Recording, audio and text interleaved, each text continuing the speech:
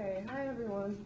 After exactly one semester of professional writing courses at Purdue, I can certainly admit that I'm ready. No, I'm not ready for the working world, and no, I'm not exactly ready to apply the useful information we've learned in this class to my future writing endeavors. Instead, I'm ready to define what a professional writer is and how this program and future career can work best for me, which is perhaps the most important aspect of the career.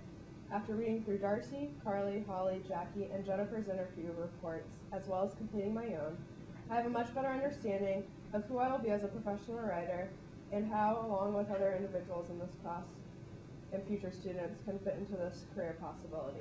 In this short presentation, I will share my personal and learned definition of professional writing with the class. I will define the role we as professional writers are expected to play in an organization, and I will explore what prospective professional writing students should know about the major, as well as how to make the most of the opportunities offered at Purdue and beyond. After reading several interview reports, conducting my own, and completing the class this semester, I've learned to define professional writers as the communicators of the English language. Professional writers choose elements of grammar and decision architecture, along with elements of sociology, psychology, and communication, and then create effective and usable documents. Professional writers make rhetorical choices based on the understanding of two things: the purpose of the document and the document's audience. This is one reason psychology, sociology, and communication work well as a pair with professional writing. Since writing has to be tailored to the audience, knowing the background of the people in the audience or the sociological aspect is very important to make sure you are addressing their needs correctly. Psychologically, a professional writer has to know what the motives and internal wants of their audience are so they can write a document that will rhetorically persuade the audience. And as far as communication is concerned, a professional writer has to be able to communicate effectively, whether it be on paper or in person. Professional writers have a purpose and audience and therefore must make a clear and concise point. The way to make this happen is through effective communication skills. From what I have gathered from the reports I read, there are several bases a professional writer needs to cover. Professional writers will play the role of a communicator. In an organization, as professional writers, we will be expected to write to our audience, have a strong command of the English language and its rules, be well-cultured and conscientious, and deadline-driven. The woman I interviewed for my project, Catherine Kelleher, believes that going above and beyond in the workplace by working hard and persevering will help you stand out and possibly help you attain your dream job in the long run.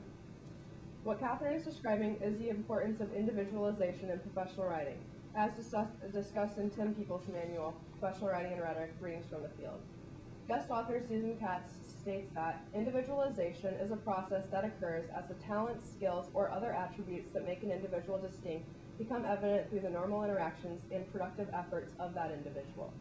As a professional writer, your actions define your character, so it is very important to remember to work hard to get work. Playing the role of a persevering communicator will help you out in the long run. To be a professional writing major and make a career out of writing, one has to be prepared to meet deadlines and work well with others. As professional writers, we will often be the tie that binds between two different companies or groups. Students should expect to work heavily with computers, as well as being well-versed in several forms of document design, especially as our world progresses technologically. In college, concentrate on taking classes involving computer media. Communicating well is even more important than the editing aspect of professional writing. Being a professional writer means managing client relations. Students, as I learned from my interview with Catherine, should not expect college to directly teach them how to communicate effectively. This will undoubtedly be learned through interactions in college and the beginning of your job world. With two career path choices at Purdue professional writing students can take, technical writing and publishing, students should be aware that many technical writing jobs are very structured and formatted, concentrating mainly on copying and editing, whereas publishing jobs allow for more creativity, artistic ability, and actual writing. As a beginning professional writing student, we may feel apprehensive about jumping into the job world right after college. However, feeling nervous will only stop you from excelling. Julie Dahl, an executive editor for the Journal and Courier and interviewed by Jennifer for this project, stated that newcomers who made the most progress within their agencies actively participated in meetings and were confident in decisions they made. Furthermore, newcomers who cared about others in the agency seemed to have a greater impact. Therefore, putting yourself out there can really reap benefits. It is also important for writers to get tangible experience in internships.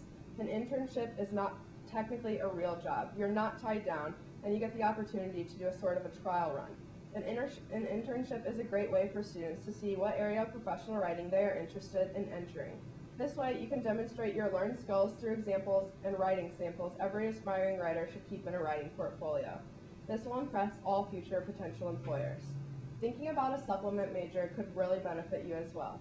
As a double major, Catherine spoke very highly of supplementing one's writing career with a major of interest. That way, according to Catherine, writing will be more interesting to you personally, and you'll be more invested since you'll want to write about the subject assigned to you.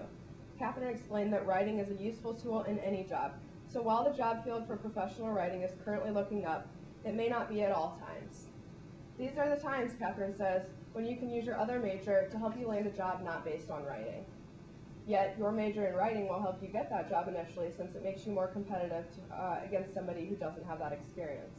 The point she makes here proves that professional writing, once again, can be a career with a lot of choices available. Double majoring in a subject one is interested in will allow them the opportunity to narrow down their ideal job. I consider my interview with Catherine to be a great success, as I'm sure other students feel about their interviews. I was able to learn a lot about professional writing as a career, while also realizing how professional writing applies to me.